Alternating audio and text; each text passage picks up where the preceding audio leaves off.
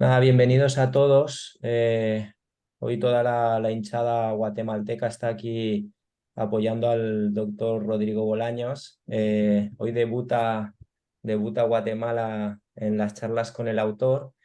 Hoy mi función va a ser breve porque no hay mejor persona que el doctor Prieto, que es fellow del Instituto de la MA, que está con nosotros. Él es guatemalteco, entonces le voy a dejar el honor de poder presentar a su compatriota. O sea que nada, José, cuando quieras, ya puedes presentar al doctor Bolaños.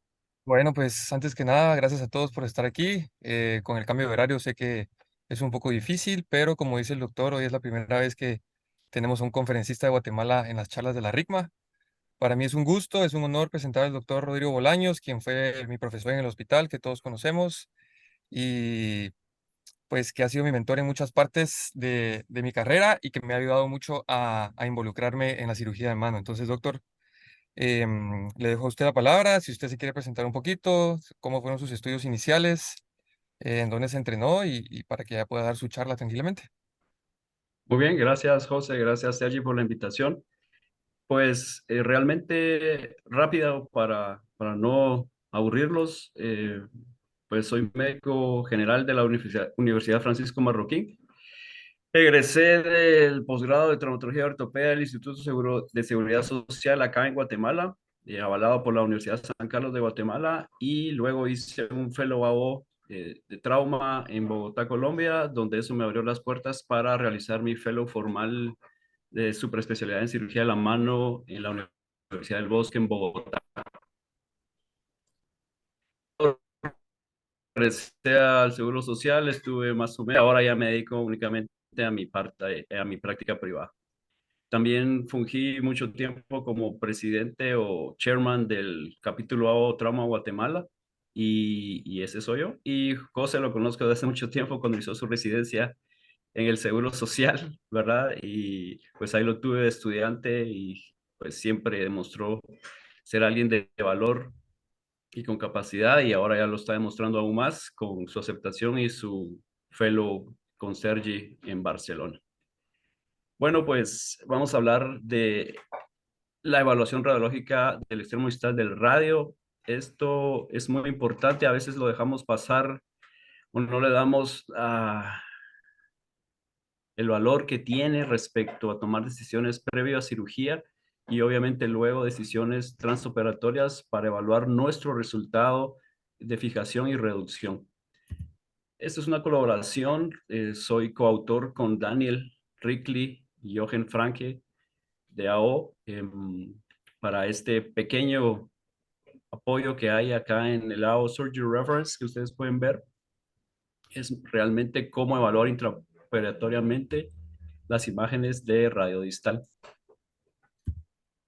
Objetivos de la charla, vamos a aprender los índices radiográficos que se esperan normales en el extremo distal del radio, ¿verdad? Para evaluar y decidir cuáles son anormales y cuáles no son correctos. Vamos a aplicar los índices radiográficos del extremo distal del radio para la toma de decisiones terapéuticas y vamos a saber usar los índices en la fractura de extremo distal del radio para evaluar tanto la reducción como la fijación intraoperatoria. Como ustedes ya saben, las columnas son importantísimas. Esta es la teoría o lo que publicó Daniel en el 96, ¿verdad? Conocer de qué estamos hablando. Las tres columnas, la columna radial, la columna intermedia, que es muy importante por la faceta semilunar, y la columna cubital. Todo esto se va reflejado en el tipo de fractura que vamos a recibir en la emergencia según el trauma o energía que vaya a recibir la muñeca al caer. También tenemos como importante la parte de Medoff, que él describió los 5 fragmentos más importantes o que generalmente ocurren cuando uno se fractura el radio distal y dependiendo de la energía, pues así van a ser la cantidad de fragmentos. Por lo general, siempre vamos a tener este tipo de lesiones, ya sea en las más complejas o en las más simples, con involucro de todas las estructuras o con una o dos o tres estructuras involucradas. Entonces es importante tener esto en la mente. Fragmentos óseos, pues los podemos ver y trasladar a nuestra radiografía. siempre tenemos que buscar estos fragmentos, cómo están, tenemos que tener una lista que después ya se vuelve algo común y familiar, buscar dónde está el fragmento intraarticular, dónde está la columna radial, si tiene lesión de la pared dorsal, que es el borde dorsal, si tiene lesión en el borde radial, o si tiene una lesión en la esquina dorsal cubital. Entonces, estos son los fragmentos que uno tiene que buscar, tiene que evaluar, tiene que confirmar que están bien o que están fracturados, porque esto nos va a servir para planificar.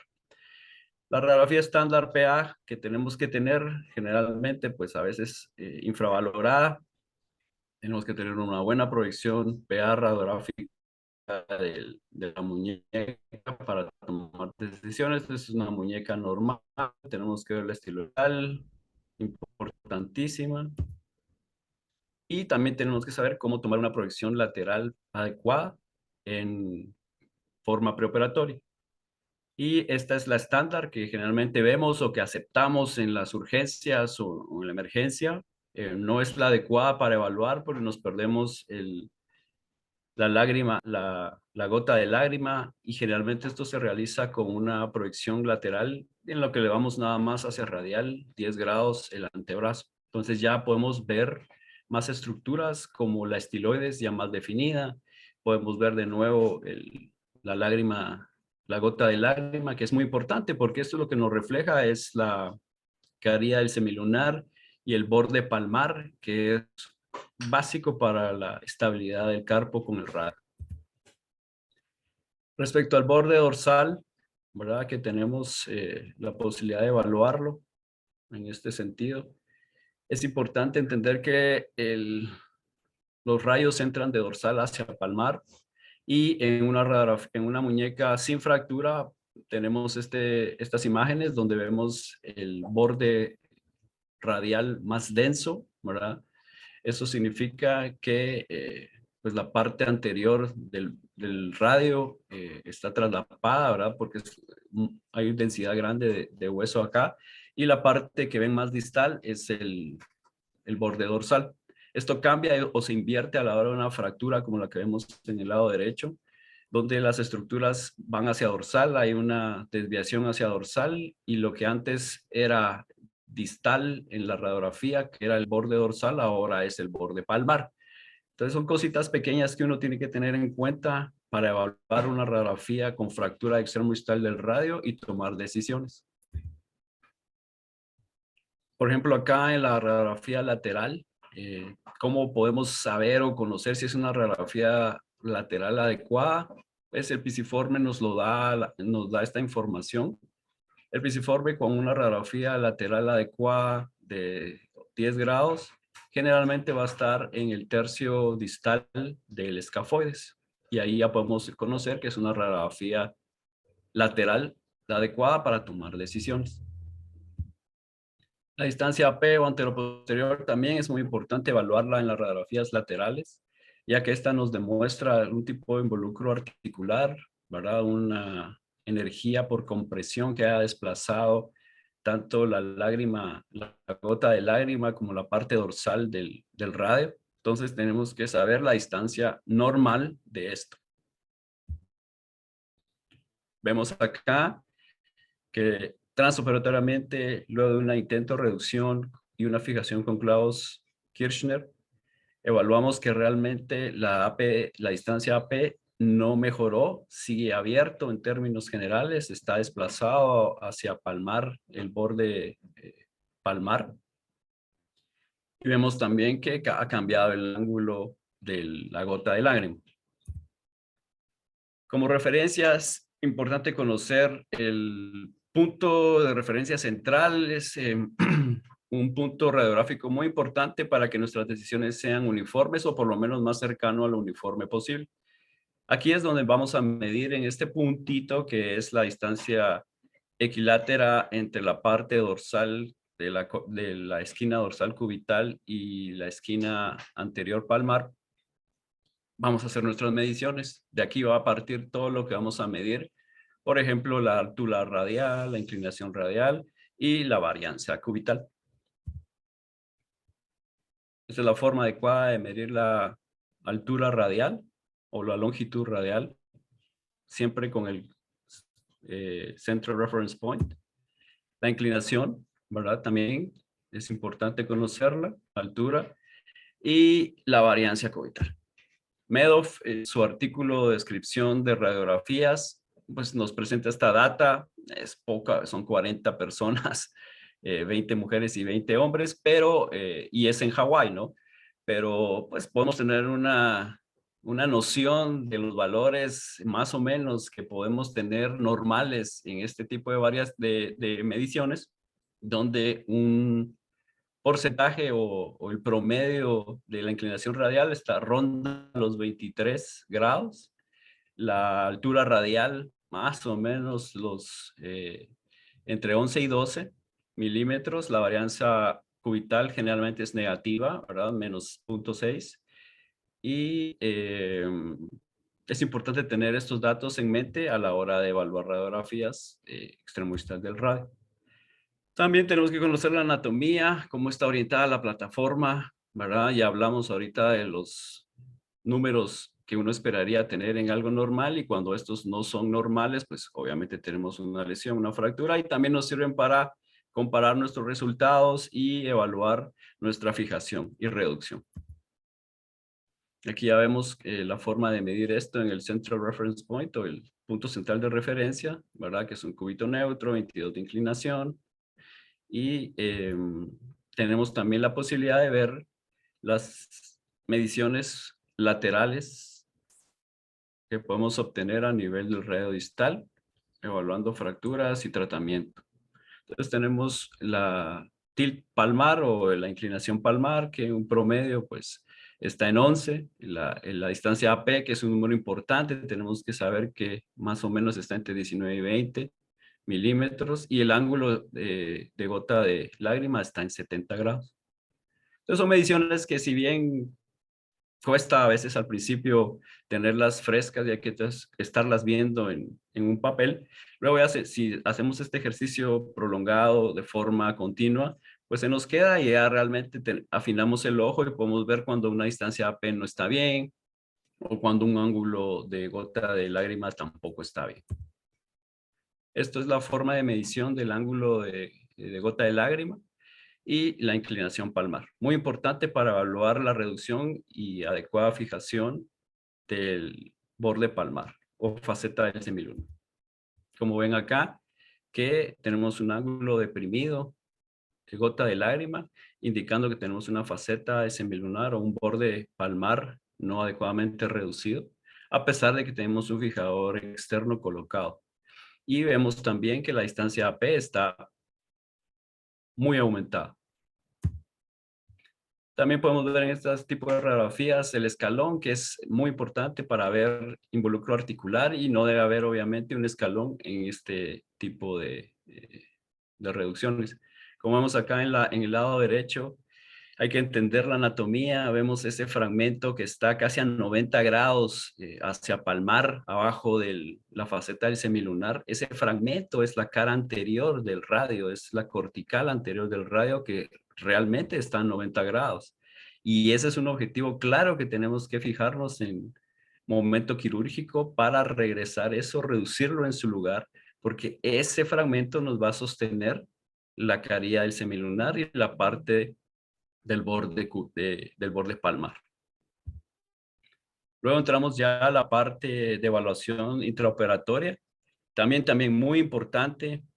Tenemos varias vistas. En resumen, aquí está. Esta es una diapositiva importante para que tengan ustedes la lista de qué es lo que tienen que evaluar luego de hacer su reducción y fijación interna transoperatoria. Son las vistas AP, la lateral y la tangencial. Luego las vistas oblicuas, que son dos, supinación y pronación, así como en el escafoides, cuando uno hace reducción y fijación interna del escafoides. Y las vistas dorsales, tangencial y dorsal y horizonte, muy importantes para evaluar la longitud de los tornillos. Normalmente esto es lo que nos encontramos en salas y tenemos la posibilidad de tener un fluoroscopio o radiografías transoperatorias. Esta es la forma de colocarlos, la mano y la muñeca, para evaluar las radiografías o las imágenes. La AP clásica, ¿verdad? Y la tangencial cambia un poco en el sentido de que tenemos que hacer una inclinación hacia la mesa o elevar el codo 5 a 10 grados. Esto ya nos cambia la forma de ver el radio distal y nos da mucho más información. Como vemos acá, pues tenemos esta imagen como referencia que ustedes tendrán que buscar siempre a la hora de hacer su radiografía tangencial AP. La fila proximal del carpo, que es el 1, la articulación radiocubital distal, que es el 2, importantísima. Cuando hacemos este tipo de imagen, siempre tenemos que ver cómo separada la radiocubital distal, ¿verdad? Y tenemos que evaluar la fosa sigmoidea. Esta es una proyección adecuada, eso es lo que deberíamos buscar nosotros siempre a la hora de hacer un control radiográfico intraoperatorio respecto a la AP tangencial. El borde dorsal lo podemos evaluar muy bien con esto, igual que el borde palmar, que acá está en imágenes, ¿verdad? Tienen que ver las líneas estas que van en continuidad. Y esto realmente nos sirve y nos evalúa la congruencia de la articulación radiocarpiana y de la articulación radiocubital distal, la adecuada colocación de los tornillos, colocación también adecuada de la placa y no penetración de los mismos. Luego nos vamos a las radiografías laterales y tangenciales laterales, muy importantes también para evaluar nuestra reducción.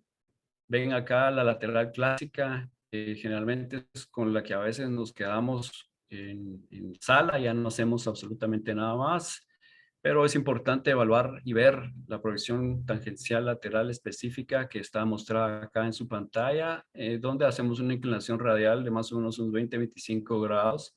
Esto con el fin de ver la faceta semilunar, la lágrima, el ángulo de lágrima, de gota de lágrima, nuestra reducción de la faceta del semilunar. Vean aquí abajo en la parte inferior cómo están las diferentes de radialización y cómo se ve la imagen radiográfica del radio a la hora o al momento de hacerlo, y vean que a 20-25 grados es nuestra opción o nuestra posición óptima para tener una evaluación adecuada de la faceta del semilunar. En el caso clínico, podemos hacer nuestras líneas. Esto al principio, pues como siempre, todo cuesta, todo es complicado, se nos hace un poco relajo qué líneas, dónde va, pero con práctica, hacerlo, encargarse de hacerlo, verlo, explicarlo, volverlo a explicar, enseñarlo, ya realmente se vuelve algo muy familiar. Y podemos ver acá en las imágenes que la parte obviamente del 1 pues es el escafoides y el semilunar. El 2 es el cúbito y el 3 es la parte dorsal o el borde dorsal del radio, y el 4 es el borde palmar, nuestro famoso borde palmar que sostiene al semilunar. En la parte de la derecha vemos más imágenes con los detalles de cada uno de los huesos. Importante evaluar esto porque es también como en la parte lateral pre-op. Tenemos que evaluar que el pisiforme ronde o siempre esté en la parte tercio distal del escafoides. Es una radiografía lateral adecuada intraoperatoriamente. Y aquí pues los números son fáciles: 4 hueso grande, el 5 es el pisiforme, el escafoides es el 1, el 2 es el semilunar, el 3 es el estiloides del radio, que esta es una buena radiografía o buena posición radiográfica para evaluarla, y el 6 es el cúbito distal. Las oblicuas también a veces no se hacen o no tenemos la costumbre de realizarlas, pero sí son muy interesantes y muy buenas hacerlas porque nos confirma ya cosas más específicas y pequeñas que a veces se nos van con las otras proyecciones. Y estamos hablando de las esquinas, ¿no? De la esquina dorsal palmar, del borde, dorsal y del borde palmar. En supinación, por ejemplo, vemos el semilunar, tenemos que ver la parte de la estiloides radial, que es el número 3, y obviamente la faceta del semilunar, que pienso y creo definitivamente que es lo más importante de nuestra reducción y fijación, lograr que esta faceta esté en su lugar. Vemos acá también la posibilidad de alguna penetración a nivel del primero y segundo compartimento dorsal, ¿verdad? Con tornillos largos. Esta es una buena proyección que utilizamos nosotros en escafoides. Generalmente es donde más pues está escrita. En radio estamos empezando en esto, o vean la diferencia, ¿no? Podemos ver realmente que los tornillos están en una longitud adecuada y tenemos una reducción adecuada de la estiloidez del radio. La otra proyección, que es la pronación, tenemos que evaluar en este tipo de proyecciones el escafoides, claro, a veces hay fracturas de escafoides que se nos pueden pasar, pero importante la faceta del escafoides y la esquina dorsal cubital. Esa esquina famosa que tiene que ver con la articulación radiocubital distal y la fosa sigmoidea. Aquí podemos ver si está de forma adecuada reducida. Si no la logramos fijar o si no está de forma adecuada reducida, pues ya tenemos una idea de que va a tocar que hacer un abordaje dorsal extra o para la reducción y la fijación. Las dorsales tangenciales, igualmente de importancia que tienen para tener en cuenta si hay o no hay transgresión de la cortical dorsal por los tornillos. Es la forma adecuada de verlas. La tangencial dorsal y la horizonte, ¿verdad? Que es la palmar, donde evaluamos esto. Son 20 grados más o menos de flexión del codo, y ya sea la muñeca en flexión o muñeca en extensión para evaluar estas dos imágenes. La tangencial pues nos da mucha información. Podemos ver aquí las líneas que están descritas, el semilunar, la cavidad sigmoidea básica. Esta es una muy buena proyección para evaluar nuestra reducción, si hay incongruencia o no de la cavidad sigmoidea, por ende de la articulación radiocubital distal. El número 3 es nuestro escafoides, y el número 4, importantísimo, el borde dorsal. Ahí tenemos que evaluar que los tornillos, la punta, no pase de la línea, porque si pasa de la línea ya estamos en contacto directo con tendones. ¿De acuerdo? Cuarto compartimento, tercer compartimento se puede ver afectado. De igual manera el segundo y el primero. Y la articulación escafo-semilunar. En esta provisión es muy bueno ver algún tipo de lesión de inestabilidad, que tengamos lesiones extras o concomitantes de ligamento escafo-lunar, donde podemos ver una separación de los dos huesos. ¿Y por qué les digo que es importante? Porque vean este caso clínico. Es un paciente que realmente tuvo un buen desarrollo de supuración de la fractura extremo distal del radio, con una buena colocación, una reducción adecuada, fijación adecuada, pero sorpresa, con dolores y problemas a nivel del dorso, de la muñeca. Le apareció un ganglión, se manejó como un ganglión clásico dorsal, ¿verdad? Y después, meses después, cursó con una caída metacarpofalángica del dedo medio, evidenciando obviamente una ruptura del tendón extensor común. Y como ven, si uno es un poco mal pensado, ya ve en la radiografía lateral que algo está pasando con un tornillo ahí dorsal. Y el problema es que obviamente en sala no se hizo este tipo de radiografías. Yo la hice después en la clínica, y vean la prominencia del tornillo a nivel de la cara dorsal del radio. Y en clínica, en el transoperatorio, ven cómo el tornillo está justamente atravesando y en contacto directo con el tendón, y ven ahí la ruptura o lesión que lleva por la fricción del metal con el tendón. La de horizonte, igualmente útil. Esta realmente nos da un poquito mejor la parte dorsal, ¿verdad? El borde dorsal nos lo delinea completamente, igual que el borde palmar. También podemos ver la estiloides del radio, que es el 3, y la fosa sigmoidea o la articulación radiocubital distal. Entonces, esas proyecciones son básicas para evaluar nuestra fijación intraoperatoria. ¿Qué deberíamos de conservar de la charla? Siempre tener en cuenta la teoría columnar de Rickley, porque si empezamos desde desde el inicio, viendo en la radiografía normal y sabemos que existe este tipo de segmentos, podemos verlo ya también en las radiografías post-trauma o lesiones de fractura. Podemos entender la anatomía previamente a ir a sala de operaciones y planear nuestra cirugía, que es lo que realmente queremos, y que no haya sorpresa en el momento quirúrgico. Los elementos fracturados nos van a delatar el mecanismo de lesión, ¿verdad? Y obviamente que toca restaurar. Si ustedes lo ven desde arriba del laberinto, como que fueran un dron, y ven las salidas, ¿verdad? Ven, ya no se les complica tanto si ustedes tienen esa visión general de lo que es el radio distal y entienden su anatomía. A veces entramos o el inicio a hacer ese tipo de cirugías y ni siquiera tenemos la idea de un radio distal normal y pretendemos entrar a una situación compleja con varios fragmentos donde no sabemos ni dónde va uno con otro. Es complicado. Entonces, como todo en la vida y más en cirugía de la mano y trauma, entender lo básico, a saber la anatomía, luego ver qué es lo que está lesionado y reparar, obviamente, lo que está lesionado con el implante que ustedes necesiten o quieran o puedan para la fractura o lesión. También importante conservar de la charla, verificar la reducción y fijación intraoperatoria con las proyecciones anatómicas específicas. Yo sé que son muchas proyecciones, ay, qué aburrido, me voy a tardar más en sala de operaciones, ¿para qué estoy haciendo eso? No hay excusa realmente, tenemos que dejar una muñeca lo más cercano a lo anatómico posible para que tenga el mejor desarrollo y post-op con mejoría adecuada, ¿no? Siempre tenemos que también entender que a veces hay radios que no son de lo común. Tenemos que comparar con el lado bilateral.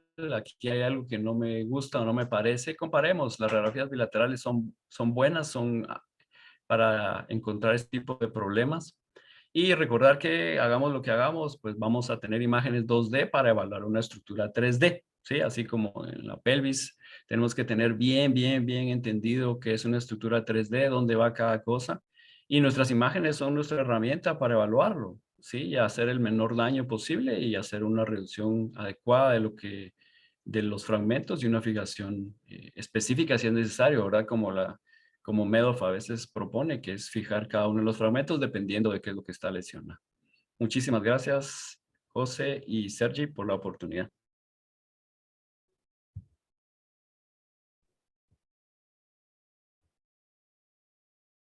José, no sé si tienes alguna pregunta para el doctor Bolaños. Y tengo una pregunta, doctor. Cuando hablamos un poco de las rupturas del extensor, pero también hemos visto que hay rupturas del flexor del pulgar. ¿Usted considera muy importante la protrusión de la placa en estos casos con la clasificación de SON para predecir si va a haber una ruptura o no del flexor? Sí, José, aquí viene también la parte radiográfica de la evaluación, ¿verdad? Y tus conceptos de cómo hacer una fijación con las placas bloqueadas. Recuérdense, inicialmente siempre es lag-lag, ¿verdad? Y lock-lock. Eso es fácil entenderlo. Primero tengo que hacer compresión o llevar la placa al hueso y luego fijarla con los tornillos bloqueados. Entonces, generalmente esto ocurre cuando tenemos una placa prominente en la radiografía lateral. No dejamos o no llegamos a poner la placa específicamente sobre el hueso, sino que los tornillos bloquean la placa antes de llegar al hueso, dejándonos una placa prominente, y el flexor largo del pulgar es el que está más cercano a esto y por el roce con el metal va a sufrir esto. Una forma también importante de tip que les podría yo decir, que a veces es un poco controversial con otros cirujanos, es mi necedad de reparar el tronador cuadrado, tratarlo bien desde un inicio. Yo sé que hay fracturas con energía grande que realmente tienen mucho daño a nivel del pronador cuadrado, pero realmente no he tenido nunca un pronador cuadrado que no pueda por lo menos colocar encima de la placa y evitar que cualquier borde de la placa esté con contacto del flexor del pulgar, ¿verdad? Entonces, para mí es vital hacer un buen abordaje a nivel del pronador cuadrado para luego reinsertarlo o resuturarlo a donde tiene que ir para proteger nuestra placa, ¿verdad? Proteger nuestro tendón y así evitar cualquier lesión de flexor largo. Además de que es un estabilizador secundario importante de la radiocubital distal, ¿verdad? Entonces, esos serían los tips que yo te podría decir. Ver bien la radiografía lateral, en resumen, ver bien la radiografía lateral, qué tan levantada está la placa del hueso, si está muy levantado, está muy distal, que a veces uno se pasa del borde de dos aguas. Hay placas diseñadas para pasar este borde, ¿verdad? Pero por eso tenemos que tener la planeación de tenerlas a la mano y evitar esto. Y si realmente te pasaste pero no está todavía articular ninguno de los tornillos, pues te recomiendo siempre reparar el pronador, el pronador cuadrado. Y utilicen también la parte que les quedó del braquiorradial. Esa es buenísima para hacer composturas y unir el pronador a este pedacillo de braquiorradial que les quedó, que nos sirva a este tendoncito de soporte y de colchón para evitar el contacto con el flexor. Sí, eso es un buen tip. Cuando estás levantando el pronador, si ves que es un pronador débil, ya levantarlo con una lengüeta de un trocito de brachioradialis para luego tener tendón sobre tendón para suturarlo. Sí, yo creo que eso es algo que vale la pena. A ver, realmente es controversial porque en la literatura pues no hay evidencia de que el hecho de suturar el pronador disminuya las complicaciones, pero al final la mayoría, como todos sabemos, la mayoría de literatura científica, sobre todo del ámbito quirúrgico, es muy difícil en algunos aspectos encontrar diferencias significativas. Entonces, al final, llevando por el sentido común, si tú interpones algo entre la placa y los tendones y restauras la anatomía, todo parece indicar que debería funcionar mejor. O sea que yo también estoy contigo. Si que te cuesta poder Sí, Sergio. repararlo y ponerlo en el sitio. Sí, sí, estoy de acuerdo contigo. Sí, sí. Tenía algunas preguntas porque son curiosidades, porque claro, yo como europeo, pues hay cosas que a veces me llaman un poco la atención, porque imagino que si le dais tantísima importancia a la radiografía preoperatoria, que la tiene porque luego intraoperatoriamente tú no tienes un TAC, imagino que eso debe ser porque el acceso a la tomografía debe ser complejo, ¿no? Exacto, Sergio. Sí, yo fui instructor en la parte de trauma por mucho tiempo y sigo siendo, y en la parte de docente en el Instituto de Seguridad Social, claro, la docencia es básica, no es aún en el Seguro Social que tiene medios y todo, no es posible mandar a todos a tomografía, ¿verdad? Eso no existe, no es funcional respecto a tiempos de tratamiento, de movilizar camas, que esa es la presión de siempre. Y estoy hablando de Seguro Social con medios. Ya la parte de medicina o salud nacional, que es todavía más precaria, y en la parte fuera de ciudades grandes, más todavía. Entonces, la radiografía creo y pienso que es lo más accesible que tenemos, y si logramos tener una buena radiografía preoperatoria, entender nuestra anatomía, vamos a lograr de alguna forma sopesar o compensar que no tenemos una tomografía a la mano, ¿verdad? Y otras formas son la tracción de la muñeca a la hora de hacer la radiografía para ver específicamente los fragmentos. Es una herramienta útil también. Pero sí, Sergi, por eso es tanta situación con la parte radiográfica, que no es tan fácil mandar a todos a hacerles una tomografía 3D. Ahí está el fragmento dorsal, ahí está la columna cubital, ahí está la lesión, a eso tenemos que ir. Sí, eso es. ¿Qué tanto por ciento de pacientes podríais pedirles una tomografía? Listo. Pues depende en qué lugares estamos. Por ejemplo, ahora que estoy en lo privado, tienes toda la oportunidad de hacerlo. Y está a la mano hacerlo, el tomógrafo está ahí en el hospital y se hace. En la parte pública ya cambia, y el porcentaje, lo que yo recuerde de estar allá en el Seguro Social, menos del 5% le pedíamos tomografía, solo que tuviéramos una duda extrema en una fractura extremistral dorsal que no entendiera yo, o que no tuviera yo la claridad de qué es lo que está pasando, le mandamos una tomografía al paciente. Sí, muy poco, Sergio. Y el uso de artroscopia asociado a una fractura de radio es tan raro como, por ejemplo, hacer un TAC. Sí. Sí, Sergio. Por lo menos hasta donde yo estuve en la parte del Seguro Social. Sí, no se acostumbra, no tenemos o no había ni siquiera la parte de los lentes del tamaño adecuado, ¿verdad? Todo era enfocado a rodilla y las articulaciones más grandes. No, en Eso ese te iba a sí. preguntar, pero por ejemplo, artroscopia de rodilla, de hombro, sí que se debe hacer, ¿no? No, total. Eso sí, allá pues, yo te hablo del Seguro Social, ¿no? Sí, al tope, completo, rodilla y hombro, total, todo. En muñeca, pues mi experiencia no es nada, pues no es mayor, no tengo yo experiencia para utilizar el artroscopio en muñeca, fracturas de radio distal. No sé si peco de más o menos, pero si uno tiene una buena evaluación radiográfica, sabe lo que está haciendo, está viendo los fragmentos radiográficos, tiene un soporte fluoroscópico transoperatorio, que esa es otra cosa, Sergio.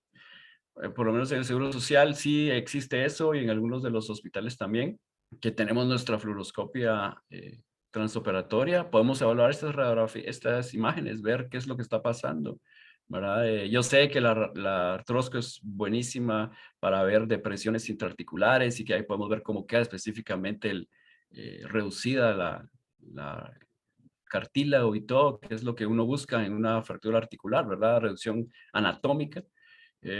Pero pues si no la tienes o no tienes la capacidad para hacerla, usa lo otro que tienes. No, por supuesto, ¿eh? O sea, evidentemente, solo es para entender yo un poco la situación, la situación. Evidentemente, eso que tú tengas esas armas no significa que no tengas que conocer todos estos parámetros y de hecho es que son muy interesantes y son básicos. O sea, cualquier residente lo tiene que conocer. Por ejemplo, es pues muy importante lo de la radiografía bilateral, ¿no? Porque hay algunos parámetros pues que pues el tamaño AP, por ejemplo, es importante tener ese dato de forma preoperatoria para de forma intraoperatoria saber si lo has corregido o no lo has corregido.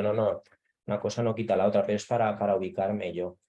Eh, Sí, te quería, te quería preguntar, tú, la medición de los tornillos, generalmente, si mides, por ejemplo, 22, pones un 20 de forma rutinaria o ¿cómo lo haces? sí, justo. Pues entiendo y que la parte dorsal es la que más se daña a nivel del radio distal por la energía, es la más débil también y eso ya está comprobado totalmente. La parte anterior palmar es la cortical más gruesa y más fuerte del radio distal. La dorsal se hace añicos, se hace pedazos, complicado a veces medir exactamente. Hay varias técnicas, tu dedo en la parte dorsal para sentir el medidor, a veces no sientes los huesos, no sientes realmente el medidor que está enganchado en algo. Entonces sí, yo utilizo esa regla sin miedo, también por experiencia, ¿no? Ya uno sabe que no, un tornillo no puede ser 22, 26 a nivel de radio distal, a menos de que sea Shaquille O'Neal o alguien de ese tamaño, ¿no? Entonces uno siempre tiene que guiarse por lo que normalmente es y la distancia AP, si ya sabemos que tiene una distancia AP normal de 20, 21, pues bájele al tornillo. Si usted midió y tocó dorsalmente que 20, póngale un 18. Igual, pues la parte de atrás o dorsal está hecha a pedazos y lo importante es que ese tornillo no pase hasta allá, ¿no? Y luego las radiografías que ya hablamos, tangencial y la de horizonte, para evaluar nuestra longitud. Pero sí, -2. Y luego una pregunta en cuanto a los dos fragmentos un poco más complejos de sintetizar, que la esquina dorsal cubital y el labio volar de la faceta del semilunar. No sé si tienes algún truco como lo que has comentado de hacer un abordaje accesorio dorsal para esa esquina dorsal. Y tengo, si quieren, varios tips. A veces son tips importantes respecto. Obviamente, pues uno pide todo, ¿verdad? Uno planea todo, pero a veces se sale de las manos ciertos fragmentos, ciertos problemas, sobre todo en la parte palmar, en el sentido de, uy, quiero la placa que no pasa el borde radial. ¿Qué hago entonces? Porque esta placa no me la va a sostener y el dejar esto, tirarla un poco más hacia distal la placa, hacer una fijación fuera o más larga del borde de dos aguas. También en los agujeros pequeños que tienen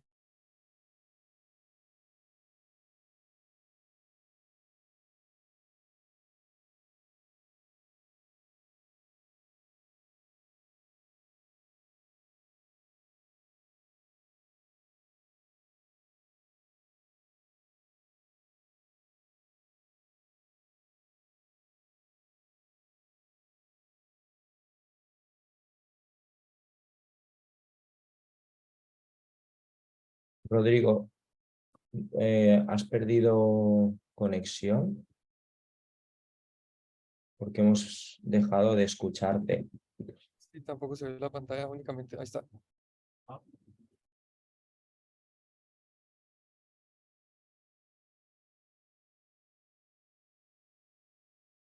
José Antonio, ¿puedes revisar a ver si hay preguntas en el chat para el doctor Bolaños? Tenemos dos preguntas. Yo creo que el doctor está teniendo problemas de conexión. Vamos a ver. No, a ver si se puede, a ver si puede recuperar conexión. Creo que ha salido para volver a entrar.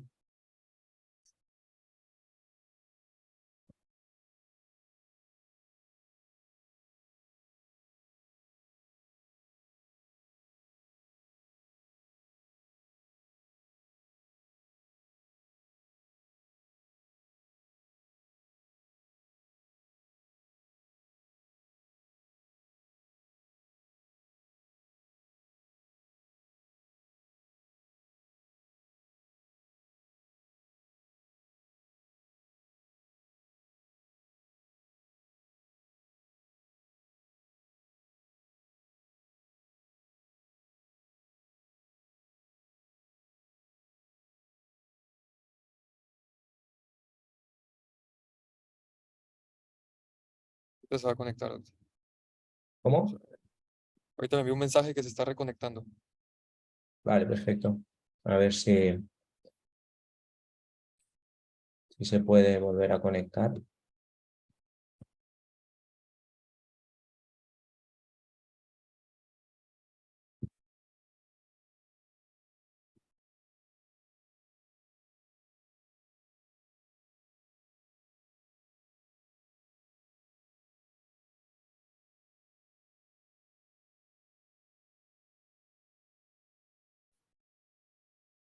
Listo.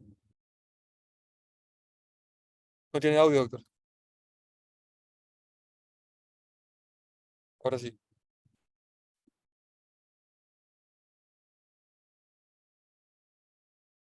Rodrigo,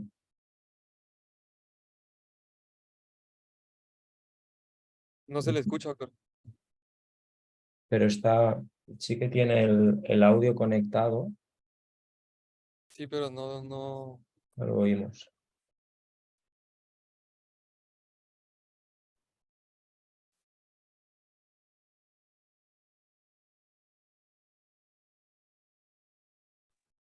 listo. ¿Ahora sí? Gracias, doctor. Ahora sí. Muy Perfecto. bien. Excelente.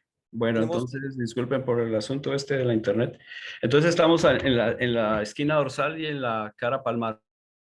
Sí, así es.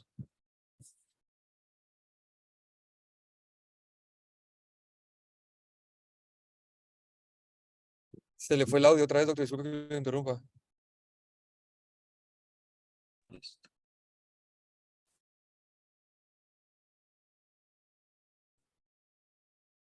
Debe- Ahora, ¿listo? Sí, igual son los cascos que... Ya no los pongo. Entonces estamos con la parte del radio distal, fragmentos pequeños distales de cara palmar, ¿no? Entonces, utilizar los clavos Kirchner, hacerles un pequeño doblez, introducirlos en ese tipo de agujeros para sostener pequeños fragmentos distales de borde palmar. Al igual si hay una lesión grande o complicada que no se puede llegar a través de una placa palmar para la esquina dorsal cubital, que eso lo podemos ver con las radiografías que les acabo de mencionar, pues podríamos hacer y tenemos que hacer un abordaje dorsal a nivel de radiocubital distal dorsal para evaluar esto, fijarlo. Hay placas específicas que tienen un sistema para hacer la reducción y mantener esta esquina reducida. Son más difíciles de conseguir, obviamente es algo que tendríamos que planear previamente antes de cirugía, pero si no lo tenemos, pues hacemos un abordaje dorsal y colocamos una placa de microfragmentos a nivel dorsal en esta esquina para hacer la fijación, ¿verdad? Y mantener la esquina en su lugar. De nuevo llega lo que tenemos que evaluar, ¿verdad? Tenemos que evaluar nuestra reducción transoperatoria con las imágenes que les hablé. A veces uno por premura, por sobreexperiencia o por inexperiencia, pues ya no hace estas imágenes y deja pasar muchas cosas. Entonces, como cualquier situación de checklist que hace uno, por más que los pilotos sean muy hábiles, con mucha experiencia, tienen que hacer el checklist para salir, para despegar, para aterrizar. Igual nosotros hacemos checklist para despegar nuestra cirugía y a la hora de aterrizar tenemos que hacer nuestro checklist y verificar todos los componentes del radio distal, ¿verdad? Eso es mi pensamiento, Sergio, con respecto a la esquina dorsal y a la cara palmar. Vale, Rodrigo, hay un par de preguntas en el chat. José, ¿le puedes leer las preguntas, por favor? Sí, tenemos dos preguntas. Pregunta, doctor, si tuviéramos la limitación de proyecciones transoperatoriamente, según su experiencia, ¿cuáles serían más importantes para evaluar una Listo. Las más importantes, principales? sí, o principales, claro. La palmar tangencial, la lateral igual tangencial, y la última que sería no la skyline, no la horizonte, sino la tangencial dorsal. Esas serían las tres. Por ejemplo, me estoy entendiendo que es el asunto de que no tengo fluoro y que tengo que, por ejemplo, poner el chasis y ver la radiografía donde hay chasis todavía que tenemos que revelar, ¿no? Porque si tenemos el transoperatorio que sale ahí en la computadora de la imagen, pues podemos pedir y hacer cuantas quiera uno, ¿verdad? Entonces, creo que va enfocado en ese sentido. Tenemos que gastar o utilizar chasis formales para revelar. Entonces, esas serían las tres proyecciones que yo siempre pediría. La AP tangencial, la lateral tangencial y la dorsal tangencial. Perfecto, gracias. Y tenemos otra pregunta que menciona qué otros parámetros o criterios de inestabilidad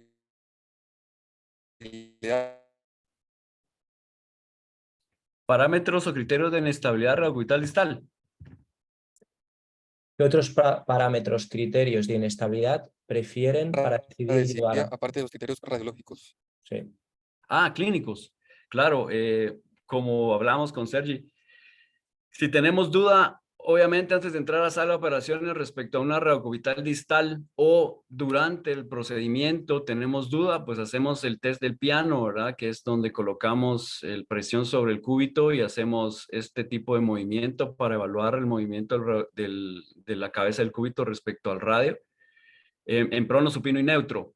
Y eso lo hacemos o le pedimos, obviamente, que estamos estériles a ya sea a alguien que esté afuera, al residente o al anestesiólogo, o pues nos cambiamos de guantes y lo hacemos para si tenemos dudas realmente si algo está diferente con esta radioorbital distal.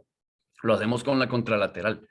Ese es un tip básico que me gusta mucho enseñarles y decirles, pues prueben del otro lado cómo está. Si después de la reducción y fijación ustedes piensan que es una articulación inestable y no están seguros, prueben con el otro lado. Obviamente en alguien que tenga el otro lado sin lesión, ¿verdad? Ya cuando hay lesión, pues tenemos que ver ya cosas más sutiles.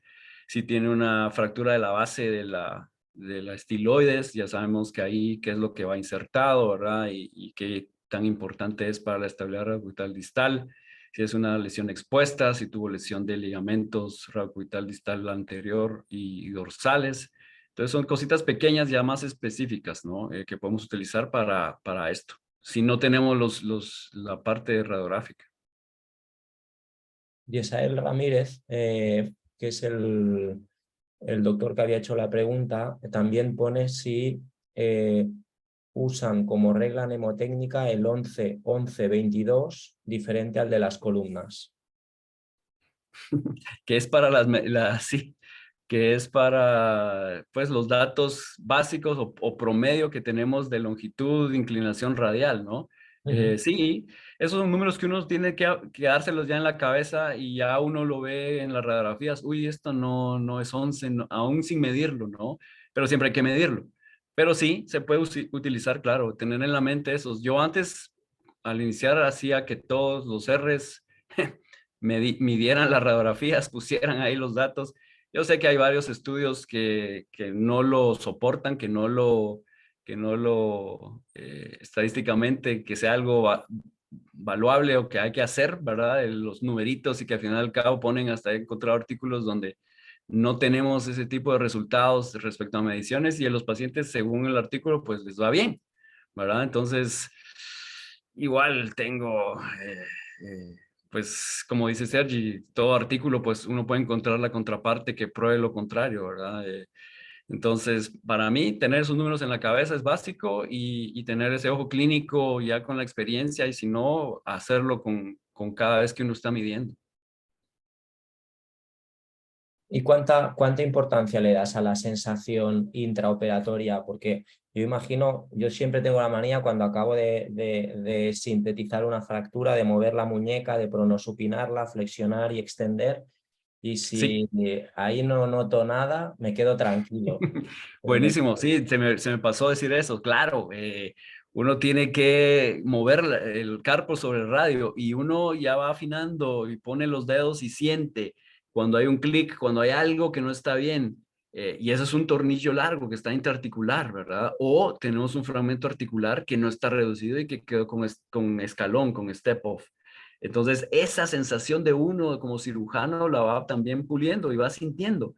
Y varias veces, pues, de experiencia les tengo que uno, pues yo a veces he tenido que cambiar tornillos ahí y estar probando con sonido, ¿no? Con sonido. Ah, este era, sí, cambiemos, ponemos, sí, uno más corto, bien, ahora ya no. Y confirmamos con radiografía. Sí, el tip de la sensación de oír, de escuchar algo que esté rozando es muy bueno, sí.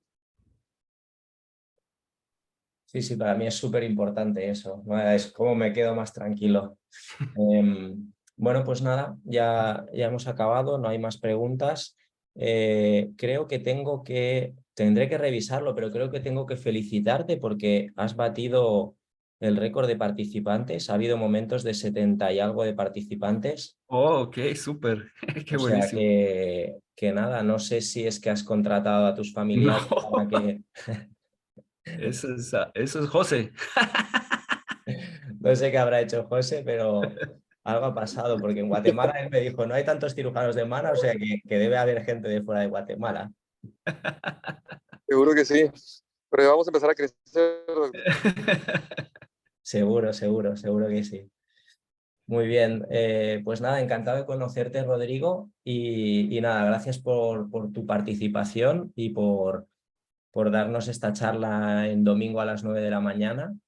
Y nada, quedará registrada, quedará guardada en YouTube y nada, haremos difusión también de ella porque creo que para residentes, incluso para terapeutas, para gente que está empezando es muy importante o para gente que igual no tiene una limitación de recursos. O sea que la verdad es que me ha parecido curioso.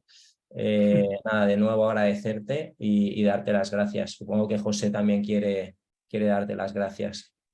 Sí, doctor, muchas gracias por su tiempo, por apoyarnos y nos vemos pronto cuando esté de vuelta por Guatemala. Buenísimo, espera, ya Va a ser sabes un que te gusto. espero acá. Muchas gracias, doctor. Ya veremos si vuelve o se queda en España. Ah, bueno, también es cierto, eso es Gracias a cierto todos los que están aquí también. presentes. Bueno, oportunidades, oportunidades. Tómala, toma y no dejes pasar nada. Si toca quedarte y Perfecto. te gusta, buenísimo. Bueno, gracias. Muy Listo. bien, Gracias pues a nada, todos. un Feliz abrazo Saludos. domingo. grande. Chao. Que vaya muy bien. Gracias, hasta luego.